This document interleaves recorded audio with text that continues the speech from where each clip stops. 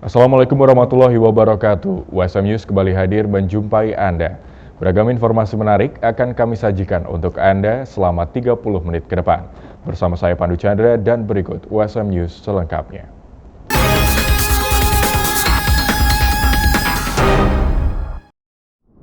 Kuliah Kerja Nyata atau KKN PPM USM ke-24 usai digelar. Kegiatan yang berjalan selama 1 bulan itu ditutup dengan kunjungan rektor dan expo yang dilakukan di 5 kecamatan. Berikut liputannya untuk Anda. Baik pemirsa USM TV dimanapun berada, kali ini masih bersama saya Pandu Chandra dan tentunya saya melaporkan langsung dari lokasi pelaksanaan kunjungan rektor dan expo KKN PPM ke-24 Universitas Semarang. Dan di siang hari ini atau di pagi hari ini, tepatnya di lapangan Desa Dombo, Kabupaten Demak, pada siang hari ini tengah diadakan kunjungan rektor dan expo KKN PPM ke-24 Universitas Semarang. Dan ini menjadi acara puncak dari rangkaian kegiatan KKN PPM ke-24 yang berlangsung pada 9 Juli hingga 7 Agustus 2024. Di mana pada pagi hari ini juga dapat Anda saksikan di belakang saya ada beberapa stand dan juga di depan saya ada beberapa stand, kurang lebih ada 34 stand yang berasal dari 2 kecamatan, yaitu Kecamatan Meranggen dan juga Kecamatan Sayung. Dan di mana pada pagi hari ini sebanyak 567 mahasiswa diterjunkan untuk dapat meramaikan Expo KKN di pagi hari ini. Dan jumlah ini merupakan sebagian dari jumlah keseluruhan, yaitu 1.333 mahasiswa yang akan diturunkan atau yang sudah diturunkan oleh LPPM USM untuk dapat melangsungkan kuliah kerja nyata tepatnya di 5 kecamatan yang ada di Kota Semarang dan juga di Kabupaten Demak. Dan pada pagi hari ini juga di Expo KKN ini akan dilangsungkan juga acara dialog rektor bersama dengan warga yang ada di lingkungan Kecamatan Sayung dan juga Kecamatan Meranggen, di mana pada pagi hari ini juga telah diundang 50 UMKM untuk dapat berdialog bersama dengan rektor USM, di mana juga pada acara pagi hari ini turut dihadiri oleh Kades dan juga Camat serta juga Muspika yang ada di daerah pelaksanaan KKN PPM ke-24 tepatnya di Kecamatan Sayung dan juga Kecamatan Meranggen.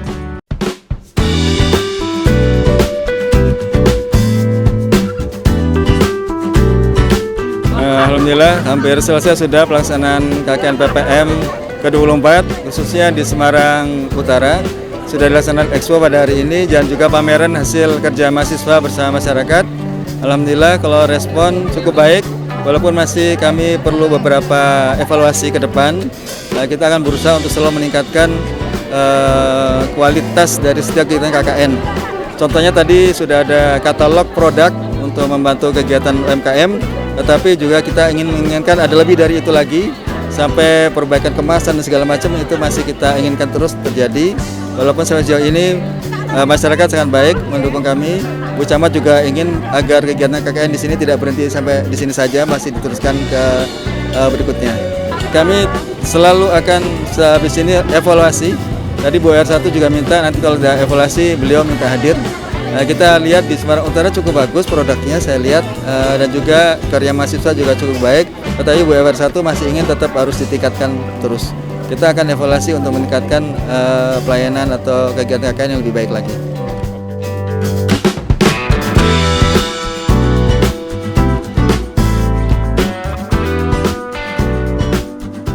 Dan untuk itu pemirsa, pada pagi hari ini saya tengah bersama dengan salah satu mahasiswa KKN PPM ke-24. Halo, selamat pagi Mas. Selamat pagi. Oke, dengan Mas siapa ini? Agung. Oke, baik. Mas Agung, ini dari KKN mana nih?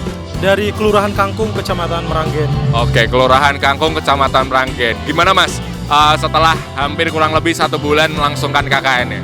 Tentu pengalaman berharga dan pertama kali kami tentu melaksanakan KKN dan banyak program kerja yang sudah kami laksanakan, tentunya mulai dari berkolaborasi dengan para masyarakat seperti PKK dan para pelaku UMKM, dan menjadi pengalaman luar biasa ketika kami menjadi bagian dari orang-orang yang melakukan pengembangan UMKM di Kelurahan Kangkung sendiri. Kami melakukan sejumlah proker untuk mengembangkan UMKM dan berkolaborasi dengan PKK yang ada di Kelurahan Kangkung juga sebagai salah satu proker unggulan dari kami sendiri. Oke, baik. Kalau di Kangkung sendiri untuk UMKM, mayoritas warganya berusaha apa ini, Mas? Untuk mayoritas UMKM di Kangkung sendiri kebanyakan mebel, tapi ada juga untuk makanan dan sebagainya ada. Namun untuk yang paling mayoritas itu adalah usaha mebel. Oke, baik. Dan selama 1 bulan melangsungkan kegiatan KKN, gimana kesannya, pesannya? Kesannya tentu luar biasa dan pengalaman berharga, langsung terjun ke masyarakat, mengaplikasikan langsung ilmu yang diperoleh semasa perkuliahan dan langsung merasakan bagaimana ilmu yang didapat diaplikasikan kepada kebutuhan yang ada di masyarakat. Tentu pengalaman luar biasa dan berharga sekali. Oke, baik. Terima kasih Mas Agung untuk waktunya. Dan itu tadi pemirsa sedikit perbincangan singkat kita dengan mahasiswa KKN PPM ke-24 Universitas Semarang. Dan mungkin itu liputan kami di pagi hari ini. Pandu dan Apoy melaporkan di lapangan, kembali ke studio. Kita bersama-sama. Pemulihan ekonomi, stabilitas politik, program tumbuh kembang anak dan kebencanaan menjadi tema dalam KKN Pembelajaran Pemberdayaan Masyarakat ke-24 Universitas Semarang. Kunjungan Rektor dan Expo KKN turut diwarnai dengan kemeriahan. Beragam program yang diusung oleh mahasiswa KKN juga turut mendapat apresiasi dari berbagai pihak. Universitas Semarang melalui Lembaga Penelitian dan Pengabdian kepada Masyarakat menggelar kunjungan rektor dan expo atau pameran produk UMKM dari mahasiswa yang mengikuti program kuliah kerja nyata Pembelajaran Pemberdayaan Masyarakat atau KKN PPM ke-24 dengan mengusung tema pemulihan ekonomi, stabilitas politik, program tumbuh kembang anak, kebencanaan. Kegiatan yang berlangsung 3 Agustus 2024 itu digelar di 4 kecamatan, Sayung, Meranggen, Semarang Utara, Pedurungan, dan Semarang Barat, dan dipimpin oleh Wakil Rektor 1 USM Profesor Dr. Insinyur Sri Budi Wayunisi MP yang mewakili Rektor USM. Pihaknya menyatakan bahwa prinsip utama KKN PPM adalah pembelajaran pemberdayaan masyarakat. KKN PPM tematik ini kan prinsipnya KKN untuk pembelajaran pemberdayaan masyarakat ya, artinya kita memberdayakan potensi-potensi yang ada di masyarakat untuk kemudian dikembangkan, diperbaiki oleh kegiatan KKN sehingga bisa meningkatkan kesejahteraan masyarakat, mungkin dari sisi perekonomian, dari sisi perbaikan proses melalui UMKM-nya ataupun di dalam masyarakat itu sendiri. Dan saya lihat adik-adik mahasiswa ini mulai tadi yang di Kecamatan Sayung dan Meranggen, kemudian ini di Kecamatan Semarang Utara, sudah melakukan proses sosialisasi kegiatan dengan baik. KKN PPM 24 Universitas Semarang menjadi laboratorium mahasiswa dalam mengaplikasikan ilmu yang telah didapat. Wakil Rektor 1 USM itu juga menekankan pentingnya evaluasi terhadap pendampingan UMKM. Dengan adanya evaluasi dan tindak lanjut yang baik, manfaat dari program ini dapat dirasakan secara berkelanjutan oleh masyarakat luas. Atensi positif atas sinergi dari kecamatan dan mahasiswa KKN juga diungkapkan Camat Semarang Utara Siwi Wahyuningsih. Ia menyatakan bahwa program yang dijalankan menjawab kondisi yang ada di wilayahnya. Kami menerima dengan senang hati karena ini ada beberapa program yang sudah dilakukan oleh adik-adik yang sebelumnya itu mereka investigasi terhadap mengidentifikasi permasalahan-permasalahan yang ada di lapangan, kemudian kami berikan masukan juga permasalahan seperti apa, kemudian ini sudah dieksekusi dengan baik. Dengan adanya beberapa pendampingan, pelatihan, kemudian inovasi yang diciptakan oleh adik-adik ini sangat bermanfaat di wilayah kami. Terutama tadi yang sangat unik itu yang batu bata dari plastik itu ya. Dan itu karena memang di wilayah kami, Ibu Wali Kota juga sampaikan bahwa plastik ini harus diupayakan, diminimalkan dengan bisa menciptakan produk-produk. Kalau di sini tadi batu bata, di Tanjung Mas bisa jadi solar. Kota Semarang telah menandatangani Pakta Milan yang merupakan perjanjian internasional untuk mewujudkan kota cerdas pangan bagi warganya. Kunjungan perwakilan dari MUFFP ini ke Semarang menjadi bentuk support sekaligus memastikan keadaan di lapangan mengenai sistem pangan berkelanjutan. Olahan hasil panen ikan nila goreng serta sayur oseng pakcoy dan sambal tomat menjadi menu santap siang bagi tim Milan Urban Food Policy PEC atau MUFPP atau Pakta Milan yang melakukan kunjungan di SD Negeri Pekundan Kota Semarang. Kedatangannya ini untuk melihat secara langsung praktek ketahanan pangan di Kota Semarang yang merupakan salah satu anggota dari Pakta Milan. Ketua Sekretariat Filippo Gavazzeni bersama tim berkeliling sekolah, mulai dari panen pakcoy dan tomat hidroponik di lantai 2 dan panen ikan nila di kolam belakang sekolah. Filippo menyatakan dalam anggota Pakta Milan, Kota Semarang merupakan salah satu kota yang paling aktif di antara kota lainnya. Kami hari ini di sini karena Kota Semarang sudah menandatangani Pakta Milan pada tahun 2022 dan Kota Semarang paling aktif di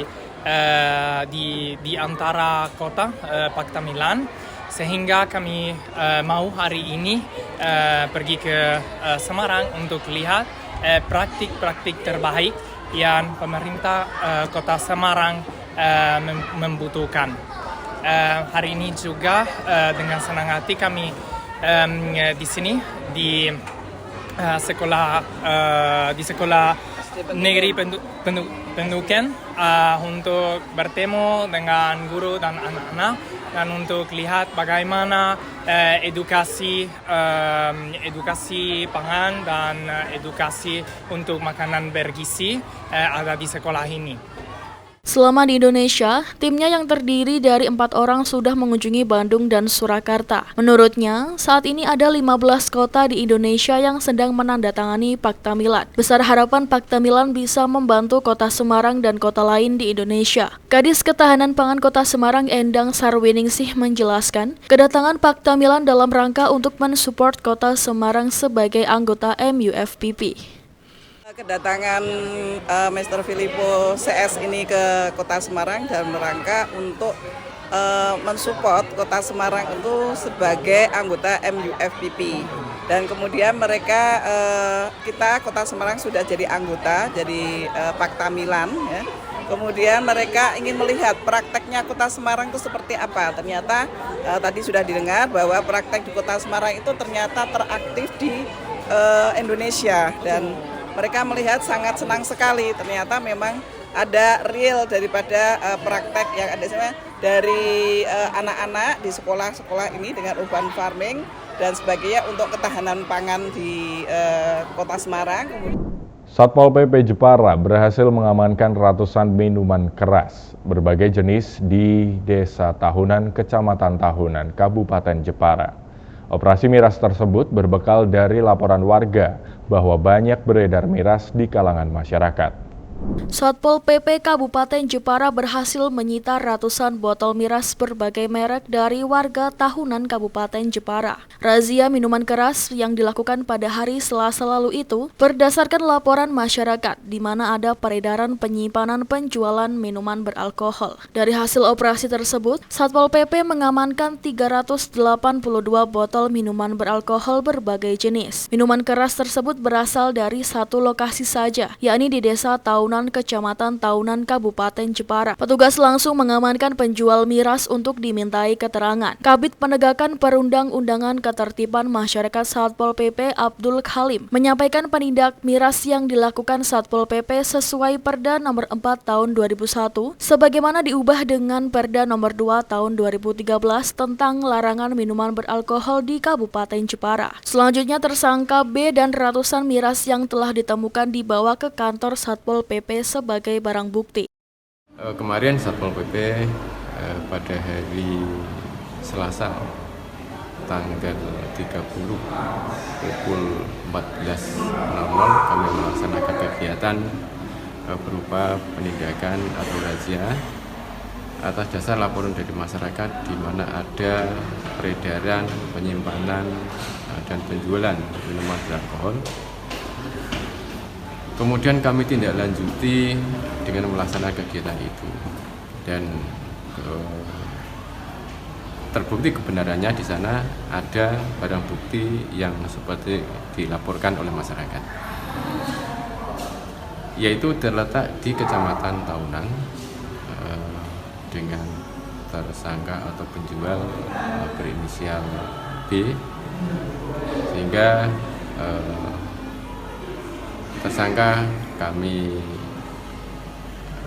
barang bukti kami bawa untuk diamankan di kantor Satpol PP, dan hari ini dilaksanakan pemberkasan atau berita acara melengkapi dokumen-dokumen yang diperlukan guna proses hukum lebih lanjut. Untuk jumlahnya berapa, Pak? Ya. Untuk barang bukti yang kami amankan di lokasi sejumlah 382 botol berbagai merek, termasuk di dalamnya ada minuman beralkohol oplosan.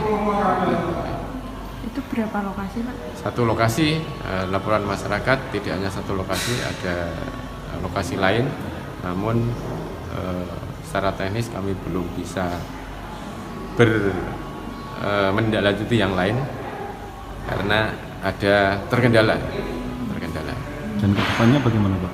Ke depan kami memang akan menindaklanjuti berikutnya, menentukan waktu yang kemudian kami jadwalkan kemudian hari. Pak, selama ini dari pantauan Satpol PP di Kabupaten Jepara itu ada berapa titik sih, Pak, yang rawan pengedaran miras, Pak?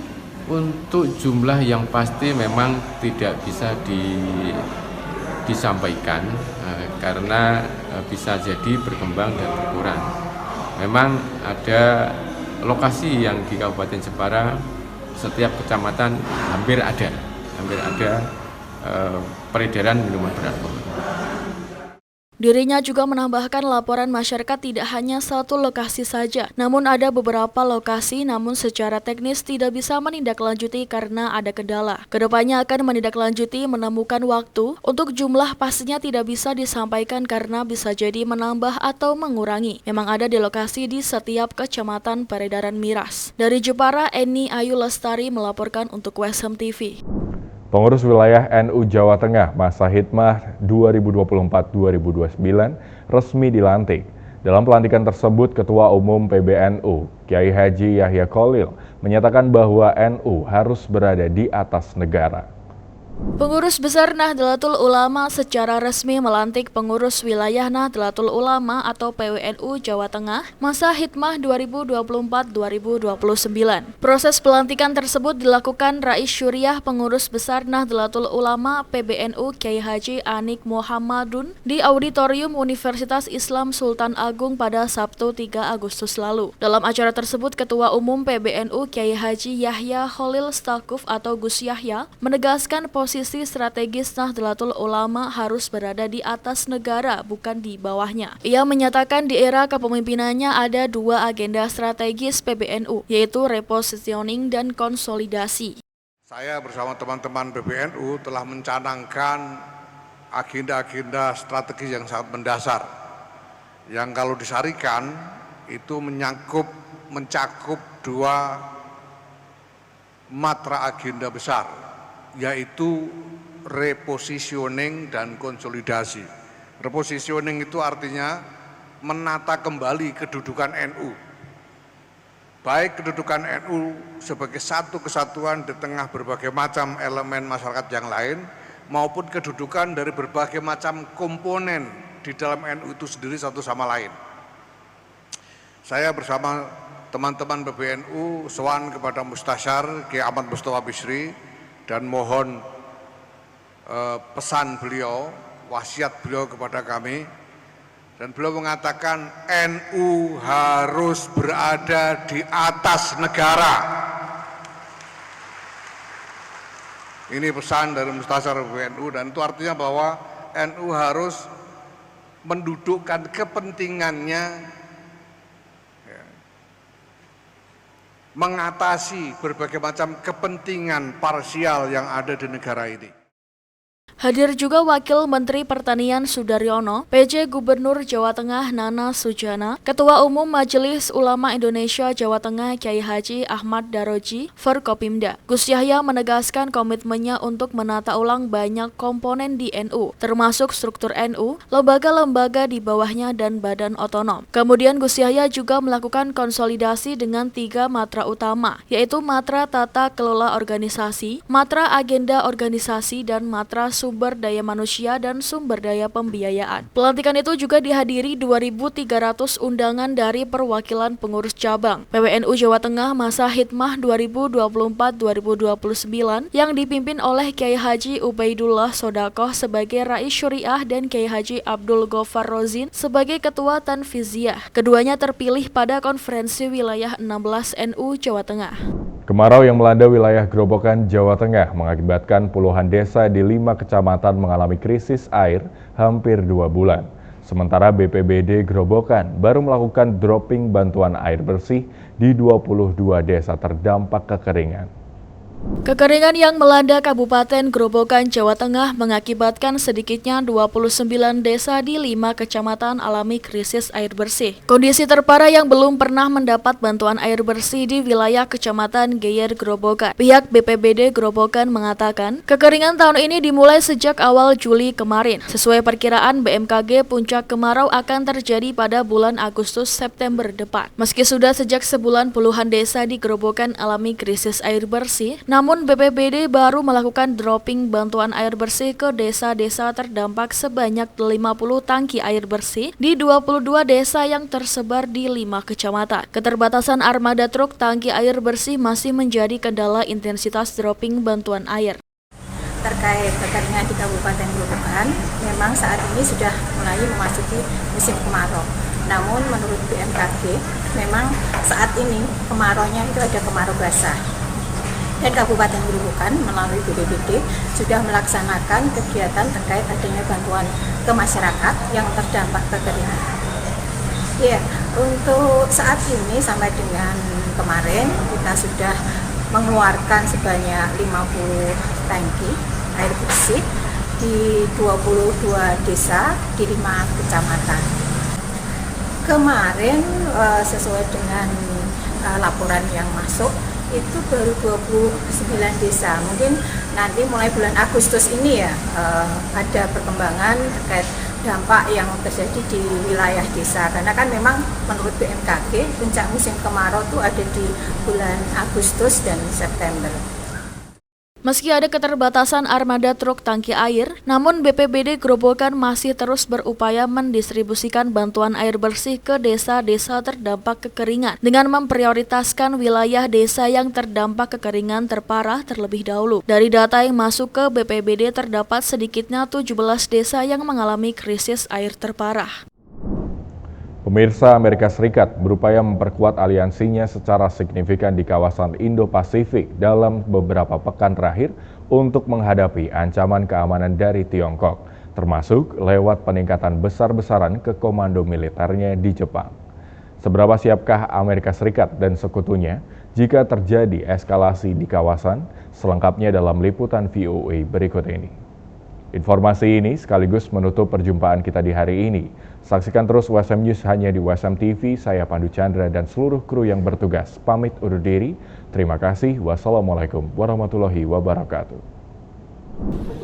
Baru-baru ini, Menlu Amerika Antony Blinken dan Menhan Lloyd Austin mengumumkan perubahan dalam hubungan pertahanan AS-Jepang. United States will upgrade the U.S. Forces Japan to a joint force headquarters with expanded missions and operational responsibilities. Komando gabungan ini akan dipimpin Jenderal Bintang 3. That means that Americans are serious. Americans are really serious about fighting a war with Japan. Against whom? I don't know. Whoever wants to change the status quo by force, we may have to fight. Langkah ini dirancang untuk melengkapi Komando Operasi Gabungan Jepang yang baru. It's a good first step, is how I would put it, towards getting the Americans and the Japanese in a position where they can actually fight together. But what remains to be seen, and this is important, is how much authority will it have, what units will be assigned to it, What responsibility will it have in the event of a contingency? Tahun lalu, Jepang umumkan rencana menggandakan belanja pertahanannya menjadi 2% dari PDB pada 2027. Analis menilai ini adalah langkah awal dari upaya militer Jepang untuk tingkatkan investasi perekrutan persenjataan dan logistik. Sebaliknya, Tiongkok menyebut Amerika Serikat dan Jepang sebagai tantangan strategis terbesar di kawasan Indo-Pasifik. Ini disampaikan di tengah pesatnya pembangunan pangkalan militer Tiongkok di kawasan Laut Cina Selatan dan juga Taiwan. Pejabat AS menyatakan pemerintah Washington berupaya untuk menghubungkan aliansi regionalnya dengan menciptakan kerangka kerja Kisi Kerawangan untuk menjaga keamanan Indo-Pasifik. Of course, we cannot have a NATO type sort of collective alliance system because we have a different historical background. But what we needed to have is the multi-layered security arrangements or dialogue or whatever. Filipina adalah bagian penting dalam aliansi tersebut dan mendapat bantuan militer baru dari Amerika senilai $500 juta.